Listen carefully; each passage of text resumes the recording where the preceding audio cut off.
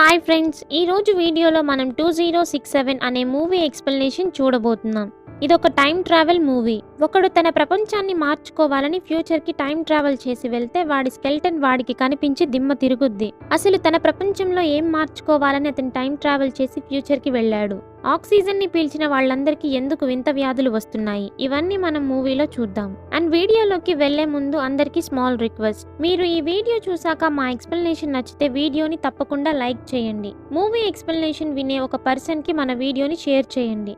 Open చేస్తే movie 2067లో start అవుతుంది. Climate change వల్ల భూమి అంతా 2067కి నాశనమై ఉంటుంది. భూమి మీదున్న చాలా వరకు చెట్లన్నీ నాశనమైపోయి ఎక్కడో 1% మాత్రమే చెట్లు ఉంటాయి. సో ఆక్సిజన్ అనేది గాలిలో చాలా అంటే చాలా తక్కువ ఉంటుంది. సో బ్రతికున్న మనుషులందరూ ఆక్సిజన్ కొనుక్కుంటుంటారు. 99% భూమి అంతా చీకట్లో నిండిపోయి ఉంటుంది.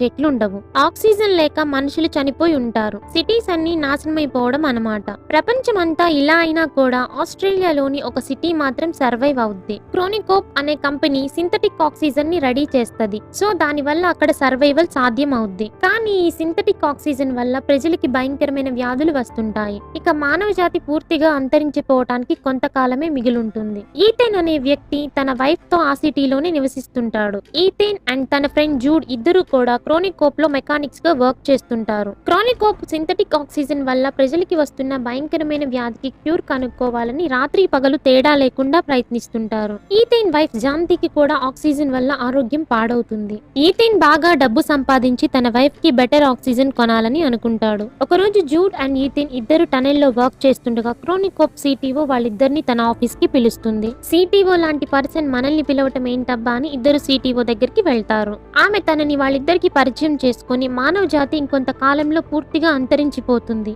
ఈథేన్ ఒక్కడే మానవ జాతి మొత్తాన్ని కాపాడగలడని చెప్తుంది. ఈథేన్ సిటిఓ మాటల్ని అసలు నమ్మడు.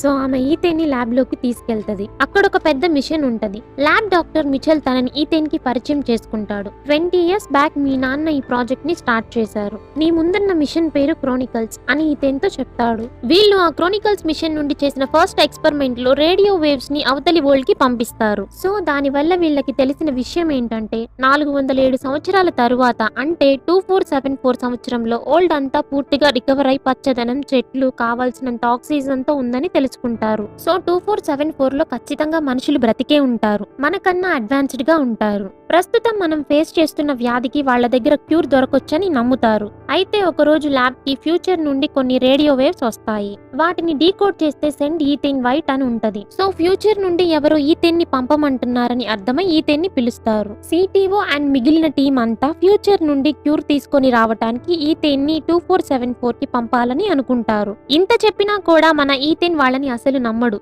అందులోనూ తన వైఫ్ కి అసలే బాలేదు. సో తనని వదిలేసి వెళ్లడం ఈథేన్ కి అసలు ఇష్టం ఉండదు. సో నేను ఈ పని చెయ్యలేనని చెప్తాడు. కట్ చేస్తే ఫ్యూచర్ కి వెళ్లి మందు తెచ్చి మానవ జాతిని కాపాడొచ్చు కదా అని జూడ్ ఈథేన్ ని కన్విన్స్ చేయాలని చూస్తుంటాడు. కానీ ఈథేన్ నేను మా నాన్నలా అవ్వాలని అనుకోవట్లేదు, నేను ఈ పని చేయనని అంటాడు. నిజానికి ఈథేన్ కి తన ఫాదర్ అంటే అసలు ఇష్టం ఉండదు. ఎందుకంటే 20 years బ్యాక్ ఈథేన్ ఫాదర్ ఇంటి నుండి వెళ్లిపోతాడు అండ్ ఈథేన్ మదర్ ని ఎవరో షూట్ చేసి చంపేస్తారు. తన ఫాదర్ ఎప్పుడు తనతో లేడని ఈథేన్ కి ఆయన మీద కోపం ఉంటుంది. చిన్నవాడైన ఈథేన్ ని జూడే పెంచుతాడు. ఈథేన్ జూడ్ ని ఒక పెద్దన్నయ్యలా బెస్ట్ ఫ్రెండ్ లా ఫీల్ అవుతుంటాడు. ప్రాజెక్ట్ ని కంప్లీట్ చేయడం కోసం నన్ను, మా అమ్మని, మా నాన్న వదిలేసి వెళ్ళాడని ఈథేన్ కి అతని మీద బాగా కోపం. సో అందుకే బాలేని తన వైఫ్ ని ఒంటరిగా వదిలి వెళ్ళడం ఈథేన్ కి అసలు నచ్చదు. కానీ జూడ్ ఈథేన్ తో నువ్వు నీ వైఫ్ తో ఉండాలి అనుకోవడం మంచిదే, కానీ తను బ్రతకాలి అంటే నువ్వు ఫ్యూచర్ కి వెళ్లి మందు తీసుకొని రావాలి. అప్పుడు తనకున్న వ్యాధి తగ్గిపోద్దని చెప్తాడు. ఈథేన్ 8th బర్త్డేకి వాళ్ళ నాన్న ఒక బాక్స్ ని గిఫ్ట్ గా ఇస్తాడు.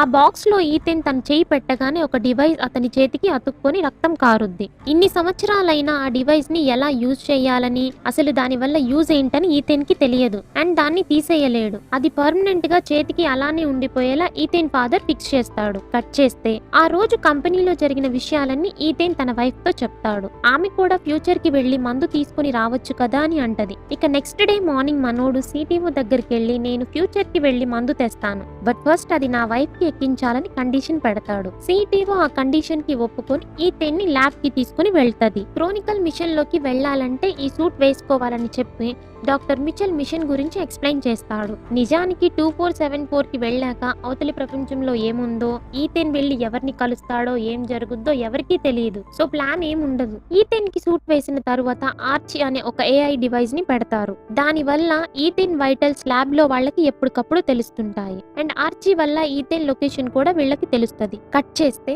ఈథేన్ ని ఆ మిషన్ ద్వారా పంపిస్తారు. ఈథేన్ టైం తో చాలా ఫాస్ట్ గా మూవ్ అవుతాడు. వెళ్లి 2474 లో ఒక అడవిలో పడతాడు.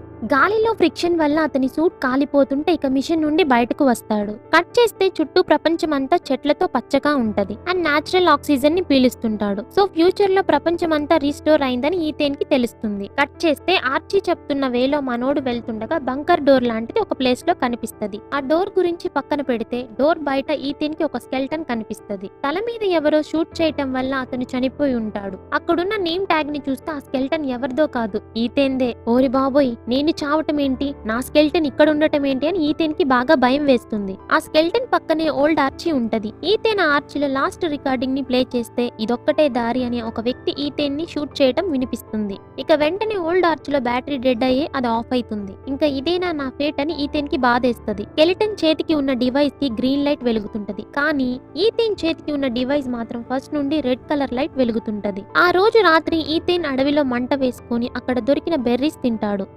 కానీ వాటిలో పాయిజన్ ఉండడంతో ఈథేన్ అన్కాన్షియస్ గా పడిపోతాడు. కట్ చేస్తే ఈథేన్ కి మెలకువ వచ్చే సమయానికి తన ఎదురుగా జూడ్ ఉంటాడు. జూడ్ ఇక్కడికి ఎలా వచ్చాడని ఈథేన్ కాస్త షాక్ అవుతాడు. ఈథేన్ శరీరంలోకి పాయిజన్ వెళ్ళగానే ఆర్చి ద్వారా ఆ విషయం ల్యాబ్ వాళ్ళకి తెలుస్తది. సో ఈథేన్ కి యాంటీడోట్ ఇచ్చి అతన్ని బ్రతికించడానికి జూడ్ ని పంపిస్తారు. నెక్స్ట్ సీన్ లో ఇద్దరు ఆ స్కెల్టన్ దగ్గరికి వెళ్తారు.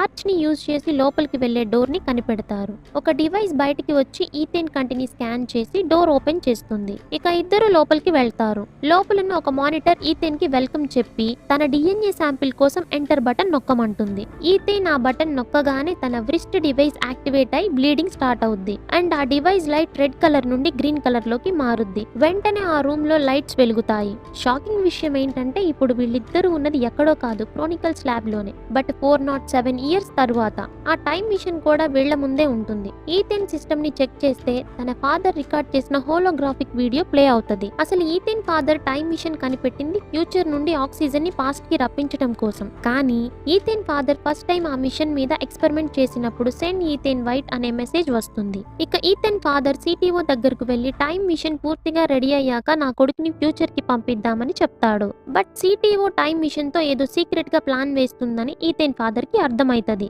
అందుకే ఈథేన్ చేతికి ఒక డివైస్ ని పర్మనెంట్ గా ఫిక్స్ చేసి ఈథేన్ డిఎన్ఏ ఉంటేనే టైం మిషన్ యాక్టివేట్ అయ్యేలా చేస్తాడు. ప్రెసెంట్ ఈథేన్ డిఎన్ఏ వల్ల మిషన్ యాక్టివేట్ అయింది కదా, కానీ అది 4 అవర్స్ తర్వాత బ్లాస్ట్ అవుద్దని ఇద్దరికి తెలుస్తుంది. టైం మిషన్ సహాయంతో మళ్ళీ పాస్ట్ కి వెళ్లిపోదాం అనుకుంటారు. కానీ అది సరిగా పని చేయదు. సో 4 అవర్స్ లోపు ఎలాగైనా దాన్ని పని చేసేలా చేసి పాస్ట్ కి వెళ్లిపోవాలని అనుకుంటారు. వాళ్ళిద్దరూ బయటికి వచ్చి చూస్తే సిటీ మొత్తం చెట్లతో నిండిపోయి ఉంటది. మనుషులందరూ చనిపోయి ఎర్త్ రికవర్ అయిందని వాళ్ళకి అర్థమవుద్ది. ఎటు చూసినా వాళ్ళకి స్కెల్టన్స్ కనిపిస్తుంటాయి. ఈథేన్ తన ఇంటికి వెళ్లి చూస్తే తన వైఫ్ స్కెల్టన్ కనిపిస్తది. జూడ్ ఈథేన్ తో మనం వెనక్కి వెళ్లిపోదాం, మన వాళ్ళకి ఉన్న వ్యాధికి ఫ్యూచర్ లో కూడా మందు లేదని అంటాడు. ఈథేన్ కి ఎందుకో జూడ్ మీద అనుమానం వచ్చి ఆ ఓల్డ్ ఆర్చ్ ని మళ్ళీ ఒకసారి ప్లే చేస్తాడు. ఆ రికార్డింగ్ లో ఉన్న వాయిస్ ఎవరిదో కాదు, జూడ్ దే. సో తనని చంపింది జూడే అని ఈథేన్ కి తెలుస్తది. ఇక జూడ్ వెంటనే గన్ తీసి ఈథేన్ ని బెదిరిస్తాడు. ఈథేన్ జూడ్ తో ముందు మనం మిషన్ ని కంప్లీట్ చేద్దామని చెప్తాడు. సో ఇద్దరు కలిసి పవర్ కోర్ ని రిపేర్ చేసి ల్యాబ్ లోకి వస్తారు. ఇప్పుడు ఆ టైం మిషన్ వీళ్ళని పాస్ట్ కి తీసుకెళ్లేలా పనిచేస్తుంది. ఇంకో 37 మినిట్స్ అయితే ఒక పోర్టల్ లాంచ్ అవుద్ది. సో దానికోసం ఇద్దరు వెయిట్ చేస్తుంటారు. ఇంకొంతసేపట్లో నేను ఫ్యూచర్ కి వెళ్లిపోతా, అయినా కూడా నా స్కెల్టన్ ఇంకా మాయం అవ్వలేదేంటని ఈథేన్ కి డౌట్ వస్తది. అసలు నిజం తెలుసుకోవాలని ఈథేన్ డిసైడ్ అయ్యి తన దగ్గరున్న ఆర్చ్ లోని బ్యాటరీని పాత ఆర్చ్ లో వేస్తాడు. అప్పుడు ఒక వీడియోని ప్లే చేస్తే తన ఫ్యూచర్ సెల్ఫ్ ని జూడే చంపబోతున్నాడని కన్ఫర్మ్ అవుద్ది. అప్పుడు జూడ్, మనం ఫ్యూచర్ ని అసలు మార్చలేం, నువ్వు హోప్ పెట్టుకోవద్దు, నేను నిన్ను కాపాడాలనే చూస్తున్నానని అంటాడు. కానీ ఈథేన్ జూడ్ ని నమ్మలేడు. సో అతన్ని ఒక గదిలోకి తోసి డోర్ లాక్ చేసేస్తాడు. ఆ తరువాత తన ఫాదర్ చనిపోయిన రోజు రికార్డ్ చేసిన హోలోగ్రాఫిక్ వీడియోని పూర్తిగా ప్లే చేస్తాడు. అప్పుడు ఈథేన్ ఫాదర్ కి సిటిఓ కి ఒక డిస్కషన్ జరుగుతుంటది. Ethan father time machine machine ని యూజ్ చేసి మానవ జాతిని కాపాడదాం, మనకొస్తున్న వ్యాధికి మందు కనిపెడదాం అంటాడు. కానీ సిటీఓ మాత్రం ప్రస్తుతం ఉన్న టైం నుండి తనకు కావాల్సిన మనుషుల్ని మాత్రమే ఫ్యూచర్ లో ఎర్త్ గా మంచిగా రిస్టోర్ అయిన టైం కి తీసుకొని వెళ్లాలని ప్లాన్ వేసుకొని ఉంటది. ఆ విషయం ఈథేన్ ఫాదర్ కి ఫుల్ గా అర్థమవుతుంది. ఎవరేం ప్లాన్ చేసుకున్నా ఫస్ట్ ఒక పర్సన్ ఫ్యూచర్ కి టైం ట్రావెల్ చేసి వెళ్లి ఫ్యూచర్ లో ఉన్న టైం మిషన్ ని యాక్టివేట్ చేయాల్సిందే. సో సిటీఓ ప్లాన్ ని అడ్డుకోవడానికి టైం మిషన్ ని ఈథేన్ DNA తో లాక్ చేస్తాడు. ఈ విషయం తెలిసి సిటీఓ ఈథేన్ ఫాదర్ ని చంపేస్తది. అప్పుడు మరో సైంటిస్ట్ మనం ఒకసారి ఈథేన్ ని టైం మిషన్ ద్వారా పంపి తిరిగి వెనక్కి రప్పించగలిగితే టైం మిషన్ ని కావాల్సినట్టుగా యూజ్ చేయొచ్చని చెప్తాడు. ఇక్కడ ఈ సిటీఓ మైండ్ సెట్ ఏంటంటే ఇంతమంది జనాలు భూమి మీద ఉండడం ఈమెకి నచ్చదు. మనుషులంతా చనిపోయి భూమి మళ్ళీ తనని తాను రీస్టోర్ చేసుకున్న టైం లైన్ కి తను అండ్ తనకి కావాల్సిన వాళ్లతో వెళ్లాలని తన ప్లాన్. ఆ తరువాత ఈథేన్ మదర్ ని కూడా జూడ్ తో చంపించి ఈథేన్ ని పెంచమని జూడ్ కి చెప్తది. సో జూడ్ ఆమెని చంపి ఈథేన్ ని పెంచుతాడు. ఈథేన్ పెద్దయ్యాక తనని ఫ్యూచర్ కి పంపాలి. తను గాని చనిపోతే ఇక టైం మిషన్ యూజ్లెస్ అవుద్ది. ఇదంతా సిటీఓ మాస్టర్ ప్లాన్. కట్ చేస్తే జూడ్ డోర్ ని పగలగొట్టి బయటకు వస్తాడు. అప్పుడు జూడ్ ఈథేన్ తో నిన్ను ఫ్యూచర్ కి పంపించింది ఫెయిల్ అయిన టైం మిషన్ పవర్ ని బాగు చేసి దాన్ని యాక్టివేట్ చేయడానికని అంటాడు. కానీ ఇన్ని సంవత్సరాలు తనే పెంచి పెద్ద చేసిన వాణ్ణి తన చేతులతోనే చంపాల్సి వస్తుంది అనే గిల్ట్ తో జూడ్ తనని తానే షూట్ చేసుకొని చనిపోతాడు. తన ఫాదర్ కలగన్నట్టు మానవ జాతిని కాపాడాలని ఈథేన్ డిసైడ్ అవుతాడు. మానిటర్ లో చూస్తే తన ఫాదర్ ఫస్ట్ పంపిన మెసేజ్ కనిపిస్తది. అప్పుడు ఈథేన్ కి సెండ్ ఈథేన్ వైట్ అనే మెసేజ్ ని ల్యాబ్ కి పంపింది ఫ్యూచర్ కి వచ్చిన తనే అని అర్థమవుతుంది. సో ఈథేన్ వెంటనే సెండ్ ఈథేన్ వైట్ అనే మెసేజ్ ని పాస్ట్ కి పంపిస్తాడు. కట్ చేస్తే 2067 లో ఈథేన్ ని జూడ్ తిరిగి తీసుకొని రాగానే తనకి కావలసిన మనుషులతో ఫ్యూచర్ కి వెళ్దామని సిటీఓ రెడీగా ఉంటది. కానీ టైం మిషన్ నుండి ఈథేన్ పంపిన కొన్ని ప్లాన్స్ బయటికి రావడంతో అందరూ షాక్ అవుతారు. అండ్ వాటితో పాటు సిటీఓ ఈథేన్ ఫాదర్ ని చంపిన వీడియో ఉన్న ఆర్చ్ ని కూడా పంపిస్తారు. ఆ తరువాత ఈథేన్ టైం మిషన్ ని డిస్ట్రాయ్ చేసేస్తాడు. సో ఈథేన్ పాస్ట్ కి తిరిగి రాలేడు. సిటీఓ ప్లాన్ కూడా సక్సెస్ అవ్వదు. ఈథేన్ ఫాదర్ ని మర్డర్ చేసినందుకు సిటీఓని అరెస్ట్ చేస్తారు. ఈథేన్ 2067 కి పంపిన ప్లాంట్స్ ని యూజ్ చేసి మళ్ళీ చెట్లని పెంచుతారు. ఈథేన్ తన వైఫ్ కి ఒక ఫ్లవర్ ని పంపిస్తాడు. సో తను మళ్ళీ తిరిగి రాడని ఆమెకి అర్థమై బాధపడుద్ది. ఈథేన్ ఒంటరిగా ఫ్యూచర్ లో మిగిలిపోతాడు. అండ్ జూడ్ ని సమాధి చేస్తాడు. కాసేపు అయ్యాక ఈథేన్ ఒక బటర్ఫ్లై వెనుక పరిగెత్తుకుంటూ వెళ్తుండగా తనకి ఇంతకు ముందున్న ఒక స్కెల్టన్ కనిపించదు. సో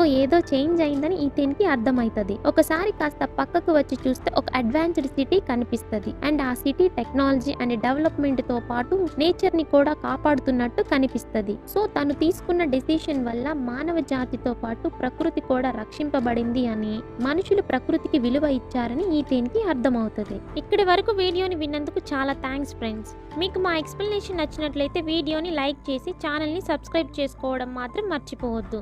మరో వీడియోతో మళ్ళీ మీ ముందుకు వస్తాను.